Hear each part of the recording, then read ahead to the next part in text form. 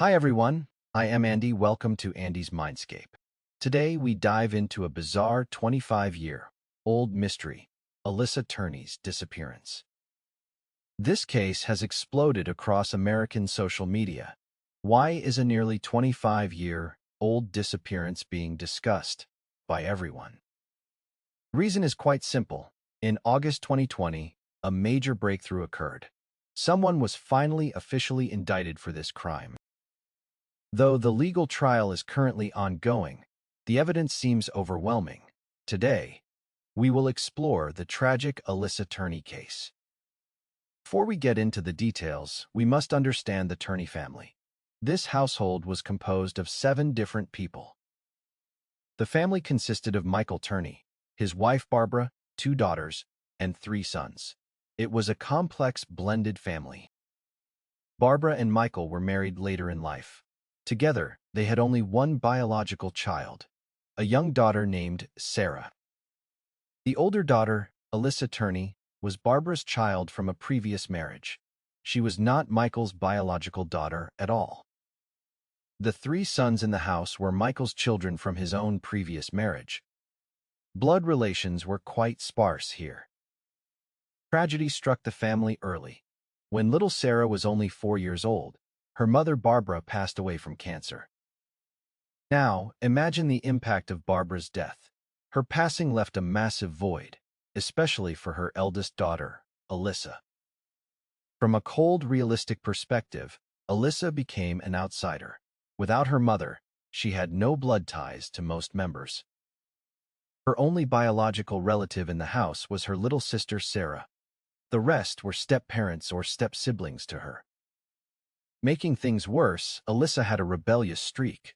Meanwhile, her stepfather Michael was an incredibly strict and demanding man. The relationship between this father and daughter was constantly strained. They lived in a state of perpetual, high-tension conflict. We moved to 2001. 8 years had passed since Barbara's death. Michael's 3 sons had already grown up and moved. Only Michael and the 2 girls remained. 17-year-old Alyssa was a junior at Paradise Valley High School in Phoenix. Meanwhile, 12-year-old Sarah was attending a different middle school. The family dynamic had become very small and very isolated. May 17, 2001 was a special day. It was Alyssa's high school graduation. Students were finished after the morning ceremony. Around 11 a.m., Michael arrived at the school.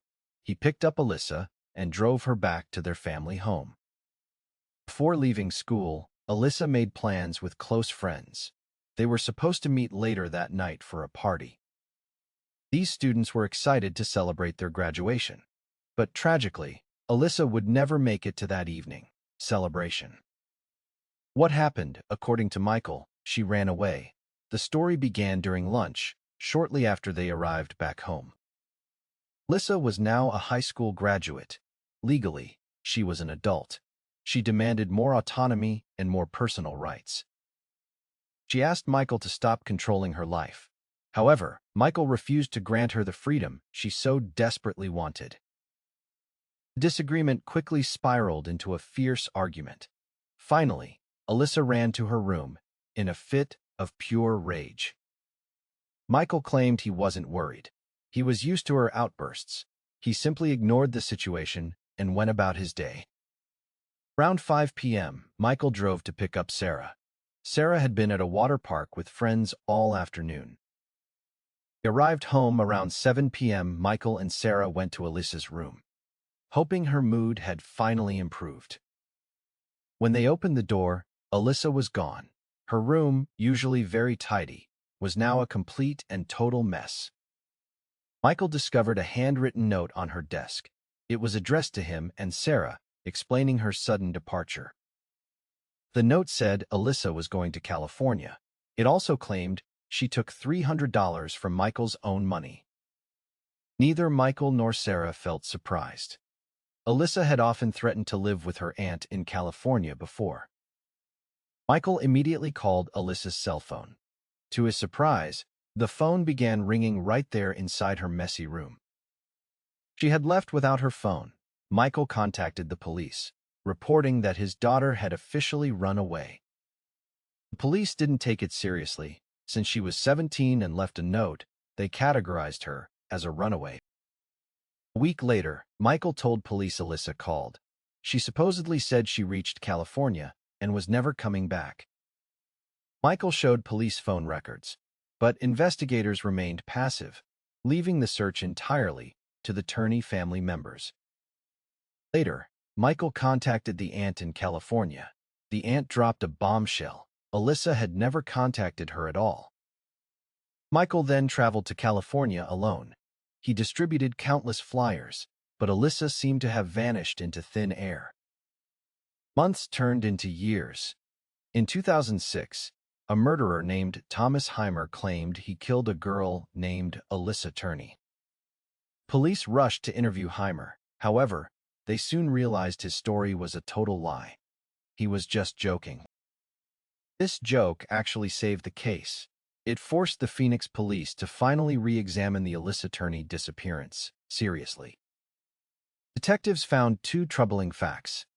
First, Alyssa's bank account with $1,800 had remained completely untouched for years. Second, her social security number was never used again. For a runaway, surviving without money or ID is impossible. Police realized Alyssa was likely dead. They began interviewing her old classmates, who provided very disturbing testimony about Michael. Friends claimed Michael's control was obsessive. He followed Alyssa to work and sat in the parking lot every shift. Most disturbingly, Alyssa told friends Michael was sexually abusing her. She lived in constant fear of her own stepfather. Police discovered Michael called CPS earlier. He claimed Alyssa would lie about abuse just to get a new car. This seemed like a preemptive strike. Michael was protecting himself before Alyssa could ever tell the authorities the truth. In 2008, police raided Michael's home. They found an arsenal, 19 assault rifles, pipe bombs, and numerous recording devices. They also found a madman martyr diary. Michael claimed a union kidnapped Alyssa, and he planned to bomb them. Michael was sentenced to 10 years for the explosives. He went to prison, but Alyssa's body was never found. Sarah Turney, now an adult, began to suspect her father. She realized the stories he told didn't match reality. In 2017, Michael was released. Sarah met him at a cafe and recorded their conversation, hoping for a confession. Michael told her, "I'll tell you on my deathbed." This was a haunting admission that he knew exactly what happened. Sarah took the recording to police, but they needed more. Undeterred, Sarah started a TikTok account to share Alyssa's story. Her videos reached millions. The public pressure became immense, finally forcing the authorities to take definitive, legal action. In August 2020, Michael was arrested for murder. 25 years later, the truth about Alyssa Turney is finally coming out. Thanks for watching. I'm Andy. If you enjoyed my video, please like and subscribe. See you next time on Andy's Mindscape.